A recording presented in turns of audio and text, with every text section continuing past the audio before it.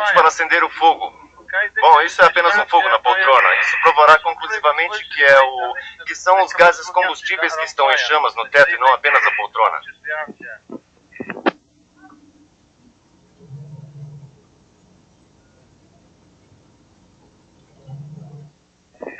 O que vemos à medida que o fogo aumenta é que o objeto está se decompondo. É como uma vela. Quando você tem uma vela acesa, o que está atualmente em chamas não é a vela, mas os vapores inflamáveis formados pelo calor que a está decompondo. Como vocês veem, elas começam vagarosamente a se juntar no teto e vão ficando mais e mais escuros. Quando ocorrer o lean flashover no teto, eu vou me abaixar e pegar a leitura da temperatura no equipamento que nós ligamos a 2 termômetros, um no teto e um no chão, e lhes dar uma comparação das temperaturas das quais estamos realmente falando. A razão pela qual podemos aguentar estas temperaturas é a roupa de proteção que estamos usando e os truques de combate a incêndio e conhecimento que adquirimos. Agora vocês podem ver a fumaça ficar mais escura e cada vez mais devido à extensa base e também um pouco de material em chamas caiu no chão e isto está fazendo derreter a cobertura do piso. Agora está ficando mais escuro no teto e está se espalhando. Logo teremos um lean flashover. Veja como as chamas estão ficando mais altas porque elas estão queimando através da fumaça que está agora verdadeiramente inflamável, com gases combustíveis. É definitivamente a fumaça que está em chamas. Aquelas chamas estão bem longe da poltrona, não tem nada a ver com isso. Como as chamas estão no teto, não poderiam ser da poltrona. Agora o encosto da cadeira está se decompondo.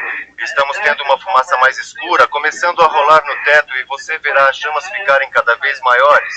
E a temperatura vai aumentar tremendamente. Nós ainda não chegamos no lean flashover. Estamos começando a ter chamas cada vez maiores e o fogo está descendo. Há muita energia aqui, está ficando bem quente. Ok? Vou abaixar agora para ver a temperatura.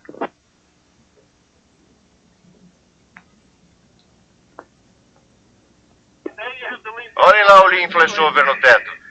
E o que temos são 1000 graus Celsius no teto e cerca de 300 graus Celsius no nível do chão. Agora vamos sair, pô. Acima da cabeça de John, os gases atingiram o ponto de ignição. Enquanto John e o cameraman se arrastavam para o corredor, a repentina elevação de calor e pressão fizeram as janelas quebrar. Todos bem? Vocês viram com que rapidez aquelas chamas desceram? Nós estamos realmente num incêndio. O fogo está no teto e está saindo pela porta agora. Nós fechamos a porta e vejam o fogo no quarto.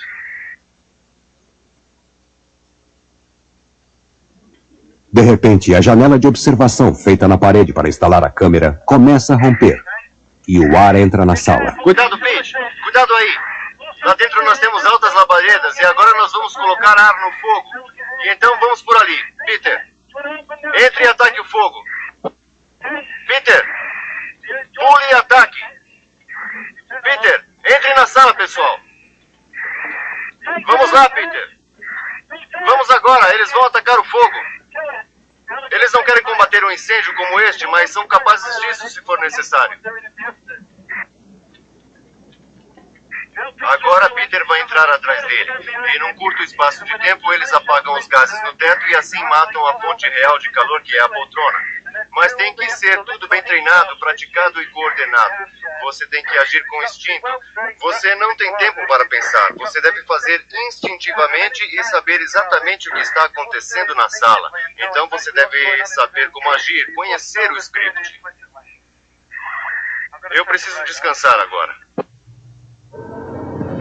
Desde o momento em que John ateou o fogo, levou apenas 5 minutos para que a sala fosse destruída. Sem equipamento de proteção, ele provavelmente teria morrido em 3 minutos. Mas atacando os gases e não a base do fogo, a brigada de incêndio sueca apagou o fogo em segundos.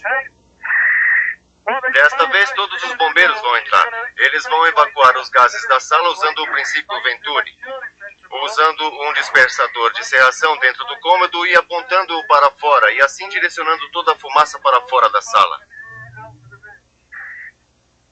Um jato de água de alta pressão cria uma área de baixa pressão no local, como um trem de metrô saindo da estação. O ar entra para equalizar a diferença.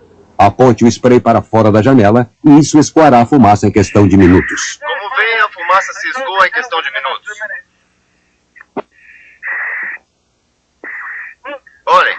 Olhem a poltrona. Aquela poltrona lá. Ela não se decompôs ou está verdadeiramente queimada, e mesmo assim nós tivemos um sério incêndio no teto.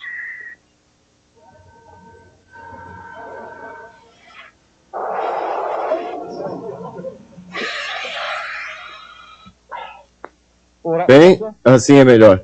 Como vocês viram, nós tivemos definitivamente um lean flashover no teto e, neste caso, ele queimou metade da porta. Isso não é normal. Normalmente só teria queimado a parte de cima da porta antes que o fogo no teto se extinguisse devido à supercarbonação, isto é, muita fumaça na sala usando oxigênio. O motivo de queimar assim não foi uma situação normal, pois nós tínhamos uma janela de plástico para filmar e infelizmente a vedação saiu e entrou mais ar do que deveria. E outra coisa para lembrar para pessoas que tiverem incêndio em casa, se a porta estiver aberta à noite e isso acontece, você viu a extensão do fogo, como se espalha rapidamente e sobe as escadas. Então você deve fechar as portas que dão para a sala de estar à noite, se puder. Lembre-se, sempre feche sua janela, isso abafa o fogo até os bombeiros chegarem. A outra coisa é nunca abram a porta. Vocês viram o que aconteceu quando a porta foi aberta. Jamais abra a porta porque vai apenas alimentar o backdraft que o atacará.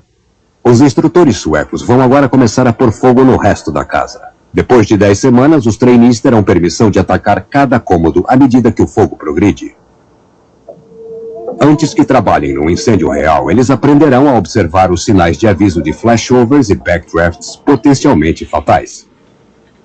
Eles aprendem a olhar a concentração da fumaça, a observar mudanças repentinas de temperatura e esfriar os gases sobre suas cabeças.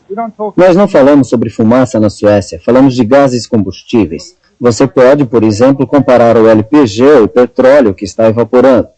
Nós os treinamos para lidar com gases o tempo todo, a torná-los não inflamáveis, porque se você entrar numa casa ou num apartamento e não fizer nada, você pode de repente estar num flashover.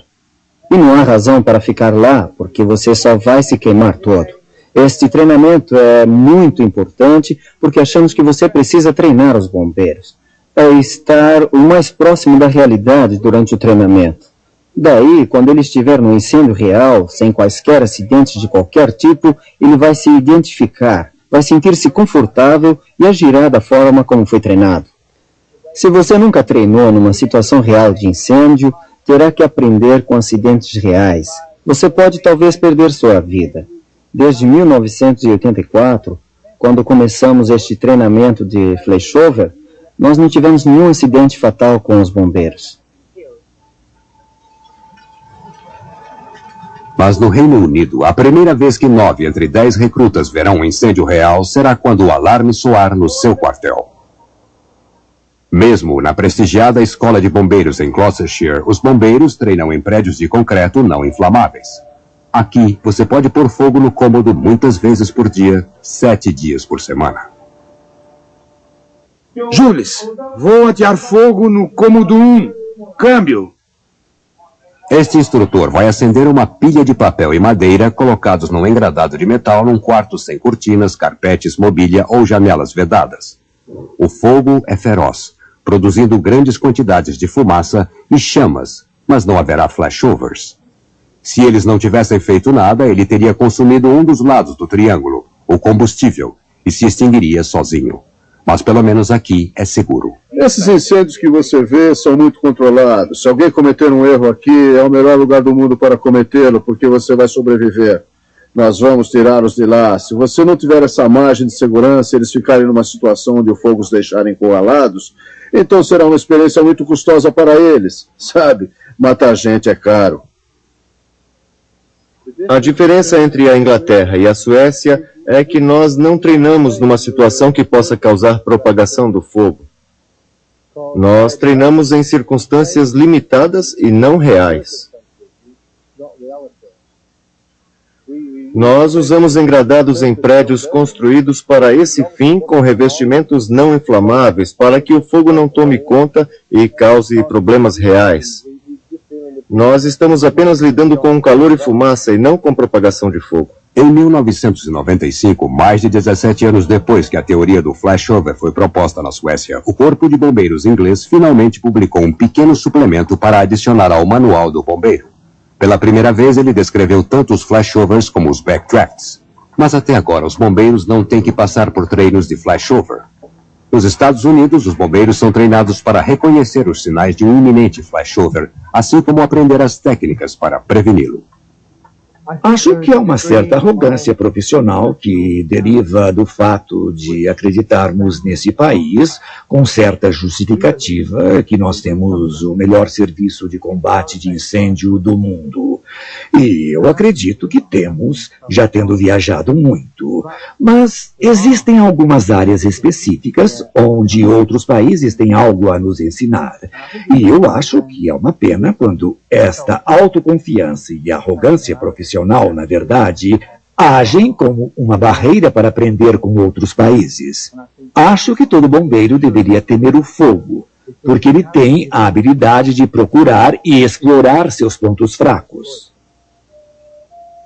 Em novembro de 1987, apenas 6 anos depois do incêndio na Stardust Disco, um pequeno incêndio iniciado mais provavelmente por um fósforo ou cigarro foi percebido em torno das 19h30 horas. Tragicamente, ele viria a demonstrar os efeitos devastadores de um flashover. Quando nós chegamos no King's Cross, já havia alguns bombeiros lá. Havia muita fumaça. Sabíamos que muita coisa estava acontecendo lá. Ouvindo o rádio no caminho, soubemos que havia muita gente presa no meio do fogo. Quando nós chegamos, nos mandaram colocar o equipamento de respiração e entrar pela porta principal em Packers Way, descer, procurar sobreviventes que estariam lá.